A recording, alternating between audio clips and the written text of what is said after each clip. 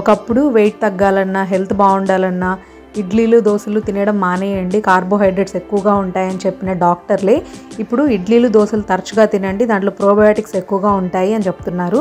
అలాంటి healthy breakfast and ఇడ్లీని ఇంకొంచెం హెల్దీగా న్యూట్రిషియస్గా చేసుకోవడం కోసం నేను దీంట్లో పాలకూర యాడ్ చేస్తున్నానండి. స్పినాచ్లో ఆక్సలేట్ కంటెంట్ ఎక్కువగా ఉంటుంది, అందుకే డాక్టర్స్ కిడ్నీ స్టోన్స్ ఉన్న వాళ్ళని పాలకూర తినొద్దని చెప్తారు.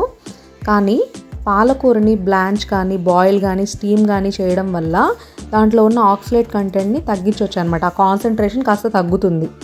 అందుకే ఇక్కడ నేను బ్లాంచ్ చేసిన పాలకూర తీసుకున్నానండి, కొంచెం ఎక్కువ క్వాంటిటీ వాడుతున్నాను కాబట్టి. ఈ బ్లాంచ్ చేసిన పాలకూరని డైరెక్ట్గా మిక్సీ జార్లో వేసేసి ప్యూరీలాగా చేసేసి ఈ పిండిలో కలిపేసి మనం దోశల్లాగా కానీ ఇడ్లీలాగా కానీ పెట్టుకోవచ్చు. లేదంటే ఇలా డైరెక్ట్గా పిండిని దీంట్లో వేసి కలిపేసుకొని పెట్టేసుకోవచ్చు అనమాట. ఏమంటే కొంచెం కాడలుగా ఉంటాయి. మాకు అలవాటే కాబట్టి నేను డైరెక్ట్గా ఇలాగే చేసేస్తున్నాను. ఎవరైనా సరే పిల్లలకి ఇడ్లీలు తినడం ఇబ్బంది అయితే అలాంటి వాళ్ళకి ప్యూరీలాగా చేసేసి గ్రీన్ ఇడ్లీస్ గ్రీన్ దోసెస్ లాగా చేసి పెట్టచ్చు. ఈవెన్ పెద్దవాళ్ళు కూడా ఆకుకూరలు తినడం హెల్త్కి మంచిదని తెలిసినా సరే వాళ్ళు తినడానికి ఇబ్బంది పడుతూ ఉంటారు. అలాంటి వాళ్ళు కూడా ఇలా ఇడ్లీ రూపంలో దోశ రూపంలో పాలకూరను యాడ్ చేసుకొని చూడండి. మీకు టేస్ట్ అండ్ డిఫరెన్స్ తెలీదు, బట్ మీ డైట్లో ఈ ఆకుకూరలు అనేవి ఇంక్లూడ్ అవుతాయి. అలాగే మనం ఉదయం బ్రేక్ఫాస్ట్కి ఇడ్లీస్ చేసుకున్నాం అనుకోండి, ఇడ్లీస్ తిన్న ఒక 2 గంటలకి మళ్ళీ ఆకలి మొదలవుతుంది.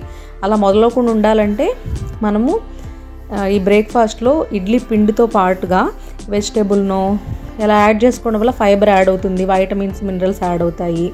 అలాగే స్టీమ్ చేసుకున్న ఇడ్లీస్ పైన కొంచెం గీ వేసుకున్నాం అనుకోండి, అవి హెల్దీ ఫ్యాట్స్ కదా, సో డైలీ మన డైట్లో గీ కూడా ఉండాలి. మీకు తెలుసు కదండి, ఈ మధ్య డాక్టర్స్ కూడా ఇంతకుముందు ఎలా అయితే ఇడ్లీలు దోశలు తినడం మంచిది కాదని చెప్పారు, నెయ్యి కూడా తినడం మంచిది కాదని చెప్పారు, వాళ్ళే ఇప్పుడు నెయ్యి కూడా తినండి, నెయ్యి హెల్దీ ఫ్యాట్స్ చాలా మంచిదని చెప్తున్నారు. సో ఇడ్లీ మీద ఒక స్పూన్ నెయ్యి వేసుకొని తినేసారనుకోండి, అట్లీస్ట్ 3 గంటలైనా సరే మీకు ఆకలి కాకుండా ఉంటుంది. అలాగే మన బాడీలోని బ్లడ్ గ్లూకోజ్ లెవెల్స్ని అమాంతం స్పైక్ అవ్వకుండా స్లోగా రిలీజ్ అయ్యేలా చేస్తుందండి. టెక్స్చర్ కూడా చూసారా, ఏం డిఫరెన్స్ లేదు, ఇడ్లీస్ ఎలా ఉంటాయి అలానే ఉన్నాయి పాలకూర యాడ్ చేసినా సరే. తప్పకుండా మీరు ఈ పాలకూర ఇడ్లీస్ ట్రై చేసి ఎలా కుదిరాయో చెప్పండి. నెయ్యి వేసుకోవడం మాత్రం మర్చిపోకండి, ఓకేనా? మళ్ళీ ఇంకొక మంచి హెల్దీ రెసిపీతో మీ ముందుకు వస్తాను. Till then bye, take care, be happy, stay healthy, సర్వేజన సుఖినో భవంతు.